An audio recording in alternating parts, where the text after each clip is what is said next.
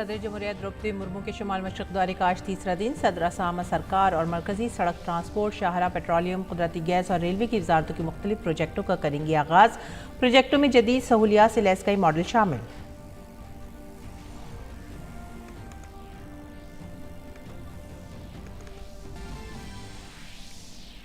वज़ीर दिफा राजनाथ सिंह आज नई दिल्ली में कौमी जंगी यादगार अहाते में एक वेबसाइट महाभारत के सबूत करेंगे लॉन्च।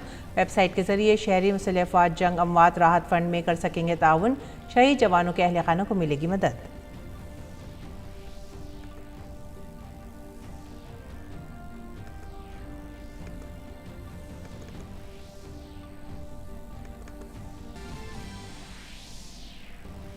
सह रोज़ा 5वीं जनूबी एशियन जियो साइंस कॉन्फ्रेंस जियो इंडिया 2022 की जयपुर में आज होगी शुरुआत। कुदरती गैस और तेल की बेहतर पैदावार की जदीद तरीन तहकीकात पर होगी गुफ्तगू। इस दौरान दुनिया भर के मशहूर माहिरीन करेंगे गौर व ख़ौस।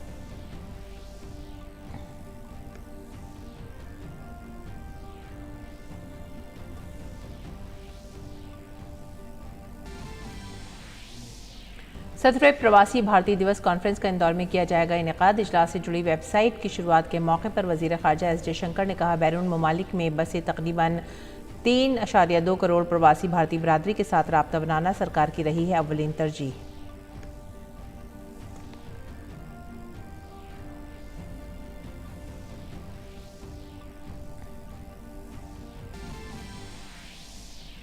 गुजरात में वज़ीर क़ानून और सेक्रेटरियों के 3 रोज़ा कुल हिंद इजलास का इनेकाद। रियासत और मरकज़ के ज़ेर इंतज़ाम इलाक़ों के वज़ीर क़ानून और सेक्रेटरी लेंगे हिस्सा।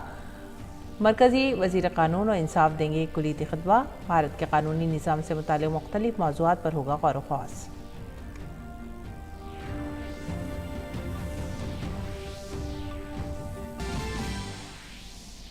इक़्तिसादी बहाली की राह पर गामज़न भारत ने आलमी मेयारात किए कायम। वज़ीर ख़जाना निर्मला सीतारमन का वाशिंगटन में जॉन्स हॉपकिंस यूनिवर्सिटी में खिताब। कहा, दुनिया भर के ममालिक भारत की हुसूलियाबियों का मानने लगे हैं लोहा।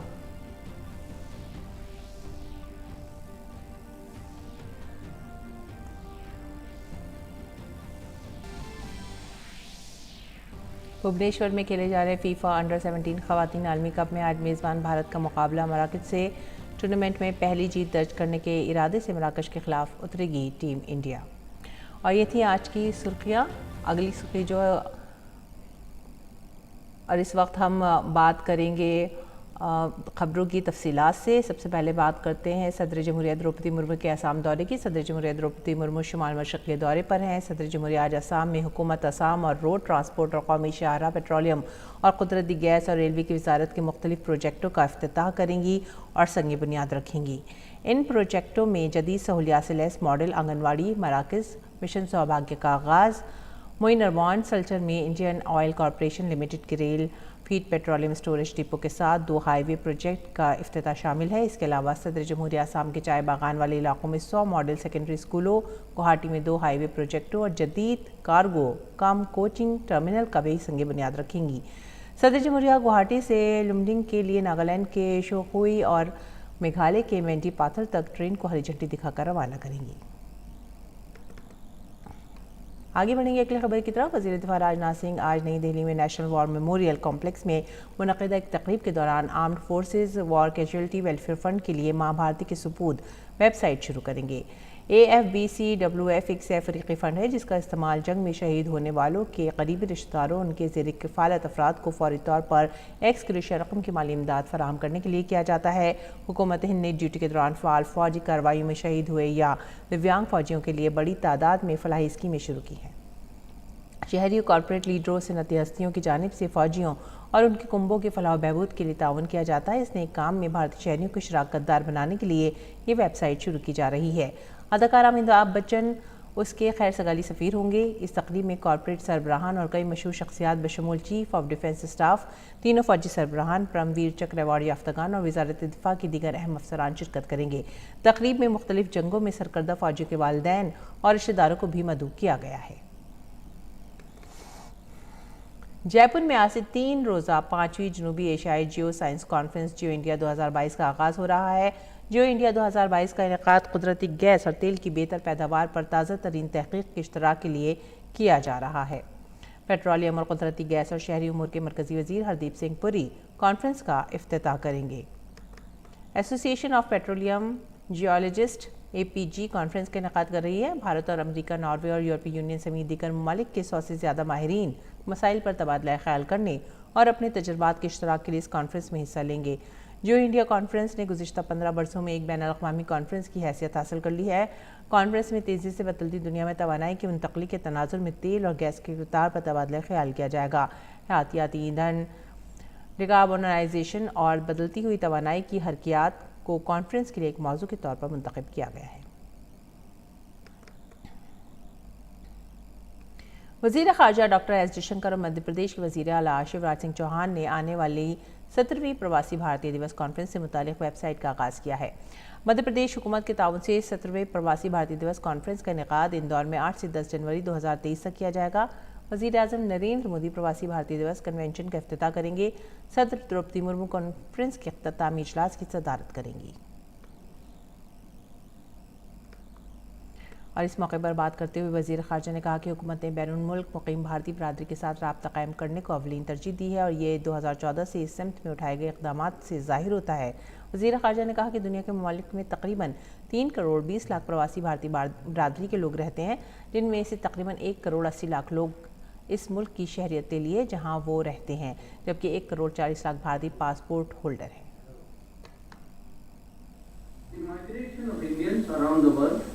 has occurred in several waves over a long period of time.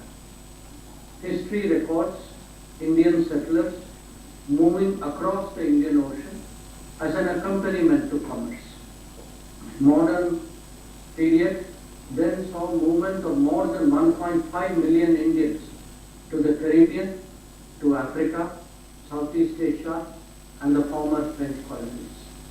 Be it finance, business, art, culture, science, medicine, law, education, or politics. Presently, there are over 32 million, 3.2 crore overseas Indians. और मध्य प्रदेश के वज़ीर आला शिवराज सिंह चौहान ने अपने खिताब में मध्य प्रदेश की खुशहाली, सक़ाफ़ती और रूहानी विरासत के बारे में बात की और बैरून मुल्क मुक़ीम भारतीयों से प्रवासी भारतीय दिवस कॉन्फ्रेंस 2023 में बड़ी तादाद में शिरकत करने के लिए कहा। हमारे प्रवासी भारतीय समुदाय के लिए सिंगल विंडो की तरह होगी। यहाँ प्रवासी भारतीय दिवस कार्यक्रम, रजिस्ट्रेशन, आवास व्यवस्था, हेल्प डेस्क सुविधा और प्रदेश के पर्यटन स्थल इत्यादि की जानकारियां एक स्थान पर मिल सकेगी।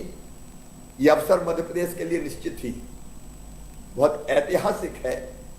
इससे मध्य प्रदेश और देश में निवेश और विकास की नई संभावनाओं के द्वार खुलेंगे। वज़ीर आज़म नरेंद्र मोदी ने ऊना में कई तरक्याती मंसूबों का इफ्तिताह किया। उन्होंने ऊना से दिल्ली जाने वाली वंदे भारत एक्सप्रेस को हरी झंडी दिखाई। ये मुल्क में शुरू होने वाली चौथी वंदे भारत ट्रेन है। इसके आगाज़ से मुल्क में सियाहत को फ़रोग़ मिलेगा और लोगों को आरामदेह और तेज़ रफ्तार सफ़र की सहूलत मैसर आएगी। हिमाचल प्रदेश के ऊना में पीएम मोदी के काफिले का कुछ इस अंदाज में लोगों ने इस्तकबाल किया। वज़ीर-ए-आज़म को मिलने वाले शानदार इस्तकबालिया पर इज़हार तशक्कुर करते हुए उन्होंने रियासत को कनेक्टिविटी का ऐसा तोहफा दिया जिससे मुकामी लोग बराह रास्त दिल्ली से जुड़ गए। पीएम की हरी झंडी दिखाते ही सिर्फ 52 सेकंड में 100 किलोमीटर फी घंटे की रफ्तार पकड़ने वाली वंदे भारत अपनी मंजिल के लिए रवाना हो गई। ये मुल्क में मुतारिफ कराई जाने वाली चौथी वंदे भारत ट्रेन है और ये पहले की निस्बत बेहतरीन वर्जन है। आज जब देश को made in India Vande Bharat ट्रेनों से जोड़ा जा रहा है, तब भी हिमाचल देश के अग्रणी राज्यों में है। वंदे भारत एक्सप्रेस, ये नैना देवी, ये चिंतपूर्णी, ये ज्वाला देवी, ये कांगड़ा देवी, ऐसी हमारी पवित्र स्थान, हमारे शक्तिपीठों के साथ साथ हमारा आनंदपुर साहब, यहाँ आना जाना भी बहुत आसान हो जाएगा। वंदे भारत एक्सप्रेस से दूसरे शहरों में काम करने वाले साथियों को भी लाभ होगा। पीएम मोदी खुद ट्रेन के अंदर गए और वहां का मुआयना किया और मुलाजमीन से भी बातचीत की। ट्रेन खिदमत शुरू होने से खित्ते में सयाहत को फरोग देने और सफर को आसान बनाने में मदद मिलेगी। जो हमारी पब्लिक है उसके लिए बहुत सुविधा हो गई है। जो मोदी कर रहा है एक नंबर कर रहा है, हिमाचल तो एक नंबर में कम हो रहा। क्षेत्र की जनता की तरफ से मोदी जी का बहुत बहुत धन्यवाद करता हूं, जिन्होंने इतनी बड़ी उपलब्धि हमारे ऊना के क्षेत्र के लिए दी है। पहले 8 घंटे में पहुंच दिल्ली, अब 4-5 घंटे में पहुंच जाएंगे। जो सरकारें आती थी वो काम बिल्कुल कम करती थी। ऐसे ही कोई बड़े बड़े जो पार्क का बड़ी बड़ी जो चीज़ें बढ़ रही है ना, पहले कभी नहीं हुआ ऐसा। वज़ीर-ए-आज़म ने ऊना जिले के हरौली में बल्क ड्रग पार्क का संग बुनियाद रखा, जिसे 1900 करोड़ रुपए से ज्यादा की लागत से बनाया गया है। पार्क एपीआई दरामदात पर इन्हिसार कम करने में मदद करेगा। इससे तकरीबन 10,000 करोड़ रुपए की सरमायाकारी को रागिब करने और 20,000 से ज्यादा लोगों को रोजगार फराहम करने की उम्मीद है। ड्रग पार्क पर करीब 2,000 करोड़ रुपए का निवेश कर रही है। हिमाचल जैसे छोटे राज्य में 2,000 करोड़ रुपया एक प्रोजेक्ट के लिए। आने वाले वर्षों में यहां 10,000 करोड़ रुपए से ज्यादा निवेश यहीं पर होने वाला है, इसी काम में होने वाला है। हजारों करोड़ रुपए का निवेश ऊना का, हिमाचल का कायाकल्प कर देगा। इससे रोजगार के हजारों ऐसे अवसर पैदा होंगे, स्वरोजगार के हजारों अवसर पैदा होंगे। वज़ीर-ए-आज़म ने Indian institute of information technology Una को कौम के नाम वक्फ किया। वज़ीर-ए-आज़म ने 2017 में इसका संग बुनियाद रखा था। पहले की सरकारों ने इस पर ध्यान इसलिए नहीं दिया क्योंकि वे हिमाचल को सामर्थ्य से नहीं, बल्कि उसकी संसद की सीटें कितनी है उस पर आंका करते थे। इसलिए हिमाचल को आईआईटी के लिए, ट्रिपल आईटी के लिए, आईएम के लिए, एम्स के लिए डबल इंजन की सरकार का इंतजार करना पड़ा। पीएम मोदी ने कहा कि आज हिमाचल की तरक्की के लिए बेमिसाल काम किए जा रहे हैं। उन्होंने कहा कि आज जहां हिमाचल में देही सड़कें दोगुनी रफ्तार से बन रही हैं, वहीं ग्राम पंचायतों को भी तेज रफ्तारी से राब्ता फराहम किया जा रहा है। ऊना से शैलेंद्र मिश्र के साथ bureau report, TD news Urdu खबरें। वज़ारत क़ानून इंसाफ आज से गुजरात के एकता-नगर में वज़राए क़ानून और सेक्रेटरियों की ऑल इंडिया कॉन्फ्रेंस का इनेकाद कर रही है। सैरोज़ा कॉन्फ्रेंस में वज़राए क़ानून और रियासत और मरकज़ के ज़ेर इंतज़ाम इलाकों के सेक्रेटरीज शिरकत करेंगे।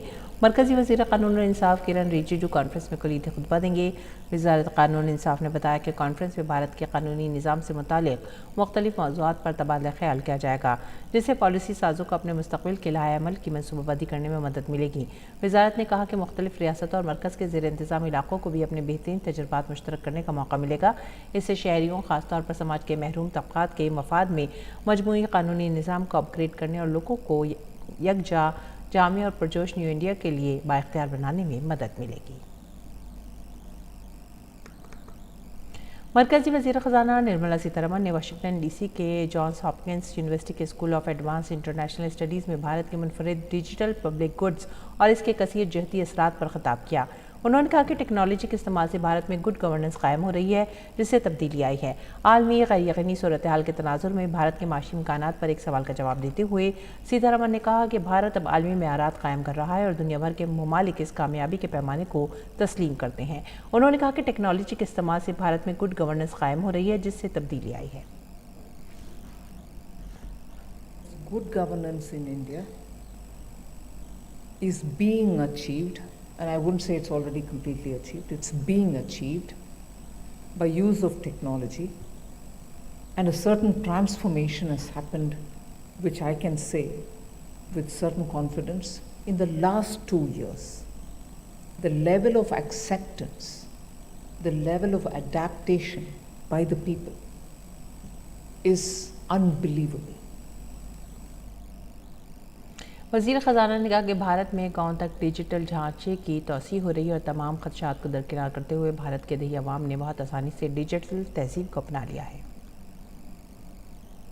Infrastructure being laid for digital technology to reach everywhere, and people being trained at the local level in the local language, and softwares being provided which can translate everything in the local language. The initial inhibition which people had were all removed. अपने खिताब में निर्मला सीतारमण ने कहा कि आज भारत में पूरे tax निज़ाम की डिजिटल कारी हो चुकी है और बगैर किसी परेशानी के लोग सीधे डिजिटल तरीके से टैक्स अदा कर रहे हैं। Everything that India collects is through the digital networking. There are no inspectors visiting your office to say you have to pay up this much as per this rate. Pay. No. You can make your claim, you pay your assessments, you actually fight with the income tax department saying you've taken too much from me, you better refund. All that happens on the digital platforms. Appeals are on digital. Settlements are on digital. वज़ीर ख़ज़ाना ने कहा कि भारत के UPI रुपये ने digital मईशत में इनकलाब बर्पा कर दिया है। India today can talk of a digital stack.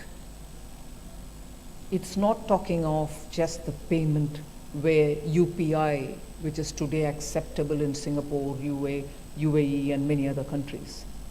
We are not talking of just RuPay cards, we are not talking of credit cards, we are not talking of checkbook, we are talking of QR codes, which an Android phone, not a smartphone, no Apples, even anything else, can just go do the business using a QR code, not just in India, but in countries with whom we've already agreed.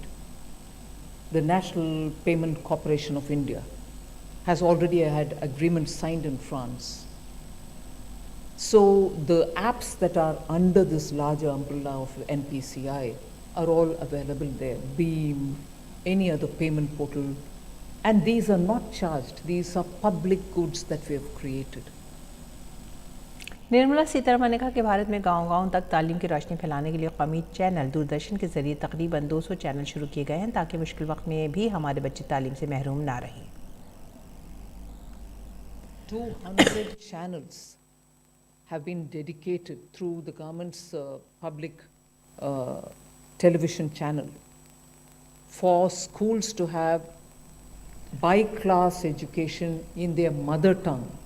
And India obviously has more than 15 official recognized languages. So children can learn from watching the television in their house, and it's not a fancy charge-paid channel. It is Doordarshan, which is again a public good. You don't pay fees for it. So 200 channels have been dedicated so that education can be taken digitally to schools. और Delhi university के शोबा उर्दू में सालाना निज़ाम खुतबात का एहतमाम किया गया। Programme में आज़ादी के 75 साल, हुकूक़ निस्वां, चैलेंजेस और इम्कानात के उन्वान पर दानिश्वरों ने अपनी बेबाक राय रखी।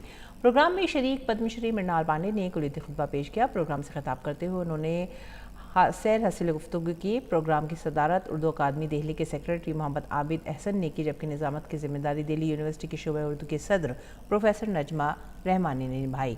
प्रोग्राम की कन्वीनर प्रोफेसर अर्जुमंद आरा ने प्रोग्राम के मकासद पर तफसील से रोशनी डाली। काबिल ज़िक्र है कि इस प्रोग्राम का इनेकाद कौमी कौंसिल बराए फ़रोग़ उर्दू ज़बान के माली ताउन से अमल में आया। प्रोग्राम में बड़ी तादाद में असातिज़ा और तलबा के अलावा मुहिब्बान उर्दू ने शिरकत की।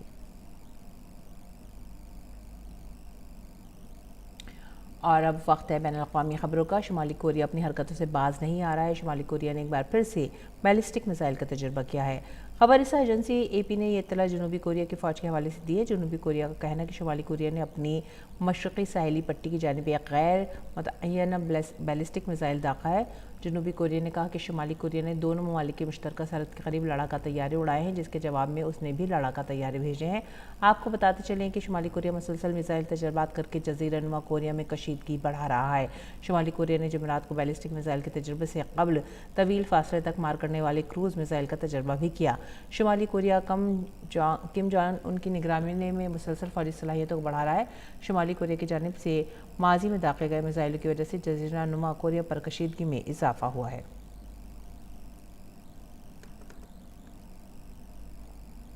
खेल की खबरों में फीफा अंडर 17 खातून आलमी कप में आज भारत का मराकश से सामना होगा। पहले मैच में 8 गोल की शिकस्त ने मेज़बान टीम भारत के हौसले ज़रूर पस्त किए हैं, लेकिन टीम आज अपने दूसरे मैच में अपनी साख बचाने की भरपूर कोशिश करेगी। क्वालिफाइंग टूर्नामेंट में मराकश ने घाना को पेनल्टी शूट आउट में शिकस्त दी थी। दूसरी जानिब भारत को मेज़बान के तौर पर मुकाबले में बराह रास्त एंट्री मिली है। क्रिकेट की बात करेंगे। भारत और श्रीलंका के दरमियान खातून एशिया कप का खिताबी मुकाबला होगा। ये मैच कल बांग्लादेश के सिलहट स्टेडियम में खेला जाएगा। अहम बात यह है कि पहले सेमीफाइनल में भारत ने थाईलैंड को 74 रन से शिकस्त दी थी। इसके साथ ही दूसरे सेमीफाइनल में श्रीलंका ने पाकिस्तान को सनसनीखेज मुकाबले में 1 रन से शिकस्त दी थी। वुमेन्स एशिया कप के फाइनल में भारत और श्रीलंका की टीमें 5वीं बार आमने सामने होंगी। और नाज़रीन, अब एक नज़र डालेंगे दिल्ली से शाया होने वाली उर्दू अखबारात पर।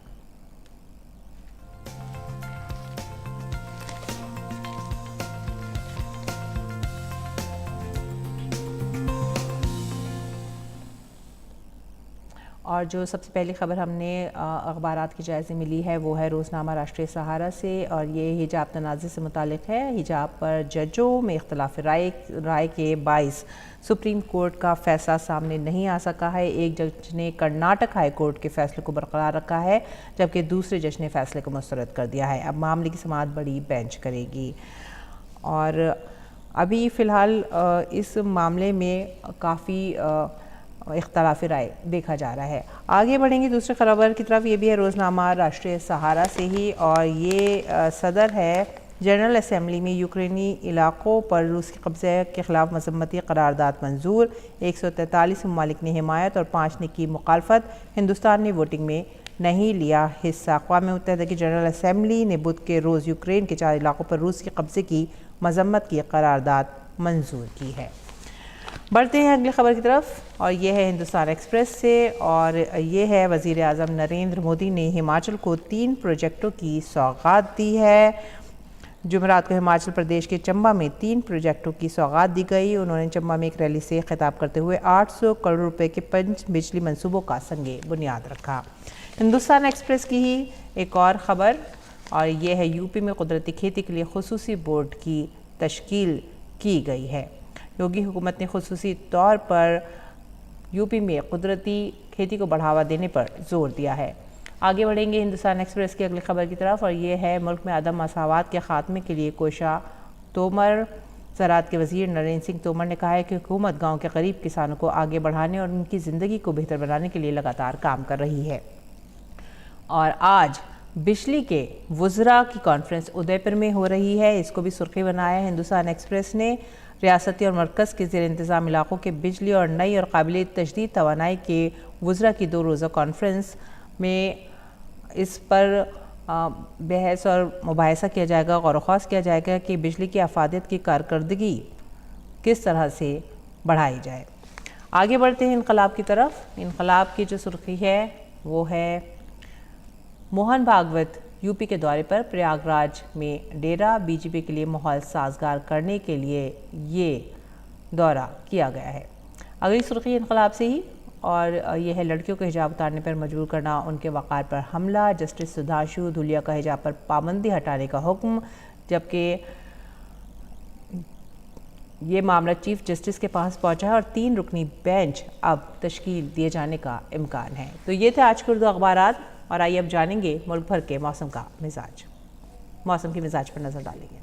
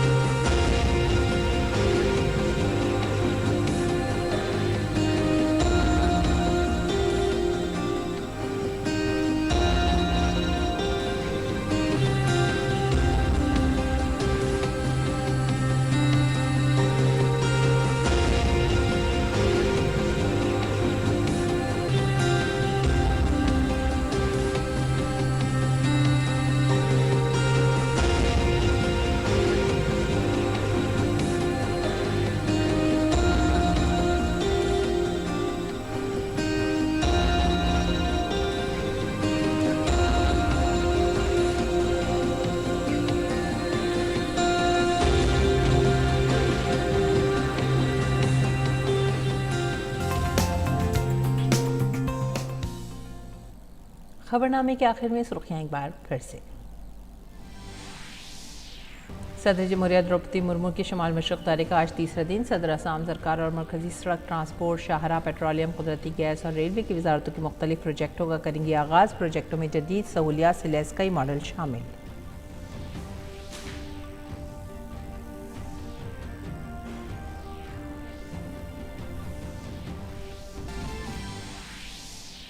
वज़ीर दिफा राजनाथ सिंह आज नई दिल्ली में कौमी जंगी यादगार अहाते में एक वेबसाइट महाभारत के सुपुर्द करेंगे लॉन्च। वेबसाइट के जरिए शहरी मुसल्लह अफ़वाज जंग अमवात राहत फंड में कर सकेंगे ताउन। शहीद जवानों के अहल खाना को मिलेगी मदद।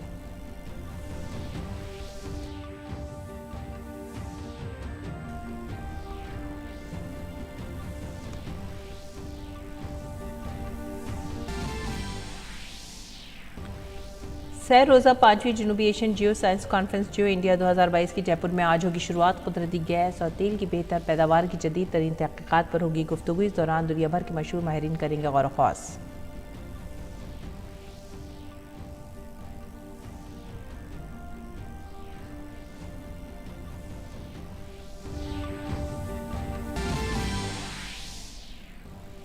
सत्रहवें प्रवासी भारतीय दिवस कॉन्फ्रेंस का इंदौर में किया जाएगा इनेकाद। इजलास से जुड़ी वेबसाइट की शुरुआत के मौके पर वज़ीर ख़ारजा एस जयशंकर ने कहा, बैरून ममालिक में बसे तकरीबन 3.2 करोड़ प्रवासी भारतीय बरादरी के साथ राब्ता बनाना सरकार की रही है अव्वलीन तरजीह।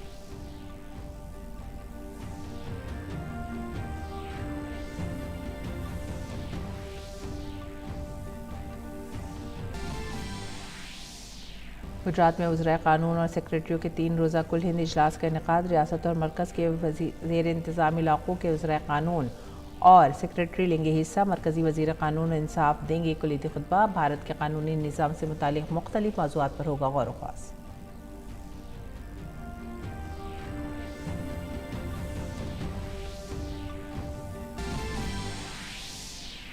इक़्तिसादी बहाली की राह पर गामज़न भारत ने आलमी मेआरात के कायम। वज़ीर ख़ज़ाना निर्मला सीतारमन का वाशिंगटन में जॉन हॉपकिंस यूनिवर्सिटी में खिताब। कहा, दुनिया भर के ममालिक भारत की हसूलियाबियों का मानने लगे हैं लोहा।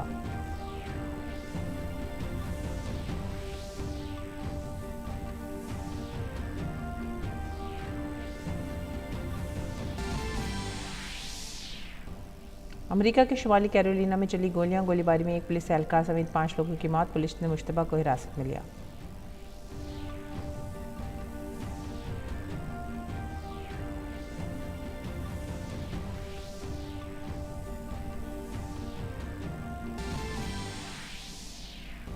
भुवनेश्वर में खेले जा रहे फीफा अंडर 17 ख़वातीन आलमी कप में आज मेज़बान भारत का मुकाबला मराकश से। टूर्नामेंट में पहली जीत दर्ज करने के इरादे से मराकश के खिलाफ उतरेगी टीम इंडिया।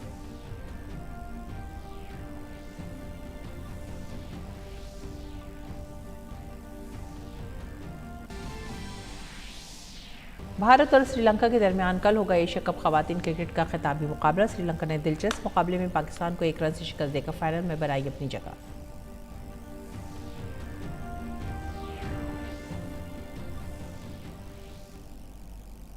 और इसी के साथ ही हमें दीजिए इजाज़त। आदाब।